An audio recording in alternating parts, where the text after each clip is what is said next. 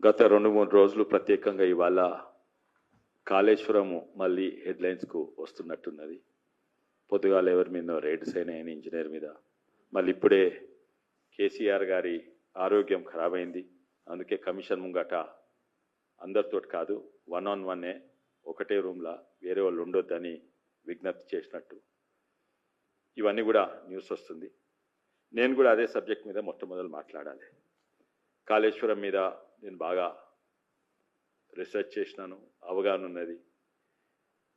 దీంట్లో టెక్నికల్గా లోతు పోవచ్చు, స్ట్రక్చరల్ ఇంజనీరింగ్ మీద పోవచ్చు, ఇరిగేషన్ మీద, లేకుంటే సివిల్ ఇంజనీరింగ్ మీద, హైడ్రాలజీ మీద, అన్నిట్లో పోవచ్చు.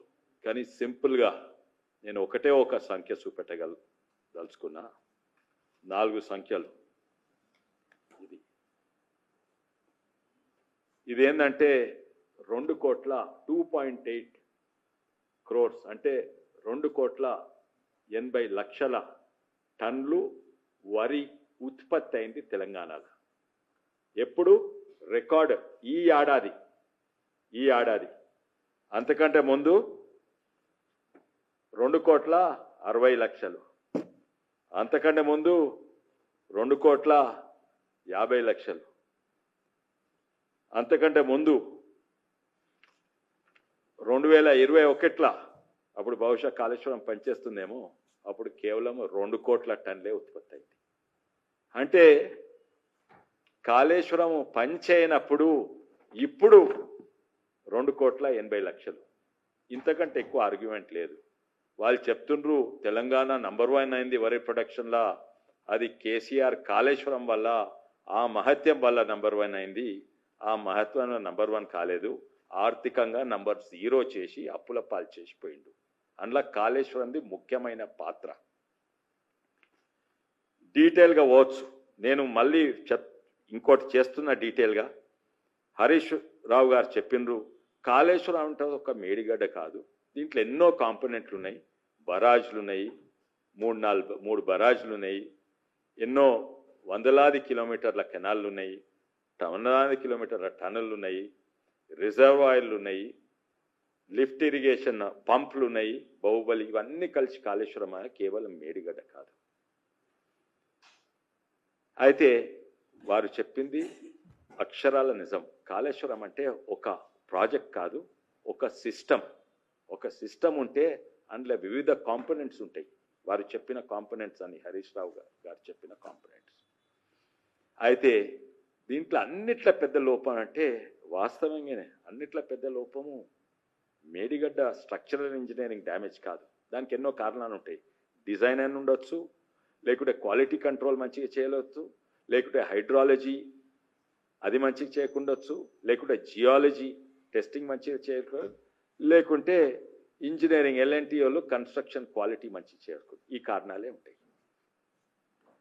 సరే, మేడిగడ్డ మంచిగా పనిచేసింది అనుకోండి, ఆ పంపులు మునిగిపోలేదనుకోండి, ఆ కొండపోచమ్మ సాగర్ ప్రతి కాంపోనెంట్ ఈ సిస్టంలో ప్రతి కాంపోనెంట్ మంచిగా అయింది అనుకోండి, ప్రతి కాంపోనెంట్ మంచిగా నడుస్తుంటే ఈరోజు తెలంగాణ నాశనం అయిపోతుండే.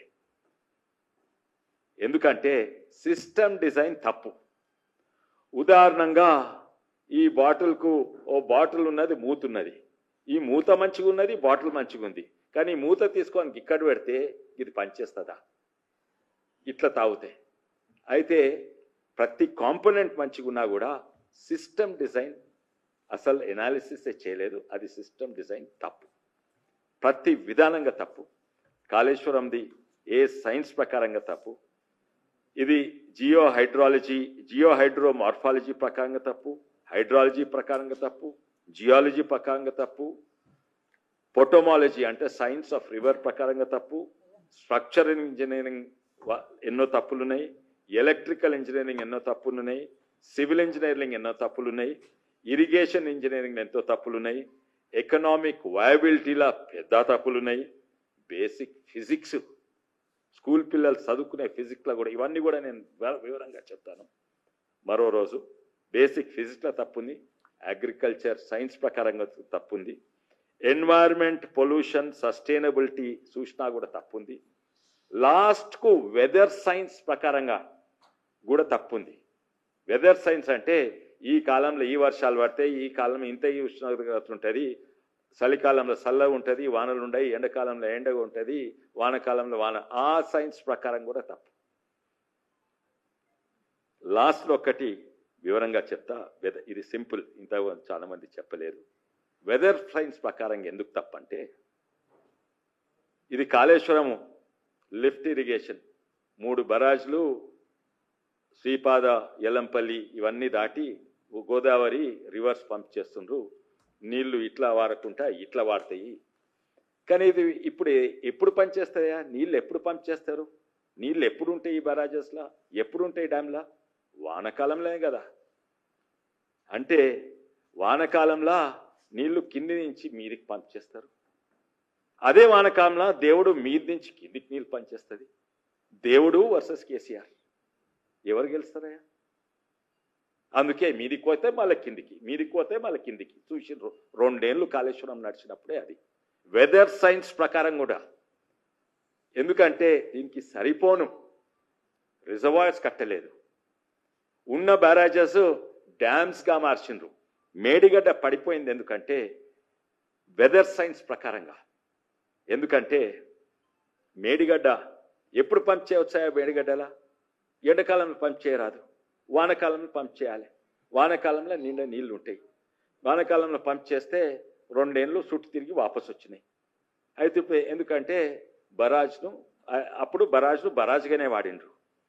కానీ అది పనిచేస్తలేదు. వానకాలం పనిచేస్తే మళ్ళీ దేవుడు కేసీఆర్కు వ్యతిరేకమై ఉల్టా నీళ్లు పంపుతున్నాడు.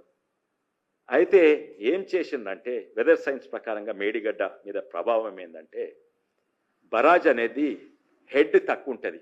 అంటే ఇక్కడ డ్యామ్ ఉంటే ఇక్కడ ఎంత ఎత్తు నీళ్ళో దాదాపు ఇక్కడ కూడా అంత ఎత్తే నీళ్ళు ఉంటాయి, కొంచెం తక్కువ ఉంటాయి. ఇక్కడ నీళ్ళు వాడుతుంటాయి. బరాజ్ ఓన్లీ నీళ్లు డైవర్ట్ చేస్తుంది, స్టోరేజ్ కొరకు కాదు. ఎండాకాలంలో స్టోరేజ్ చేస్తే ఏమవుతుంది? హెడ్ ఎక్కువ అవుతుంది. ఇక్కడ దిక్కు నీళ్ళు ఎక్కువ ఉంటాయి, ఇక్కడ దిక్కు నీళ్లు తక్కువ ఉంటాయి.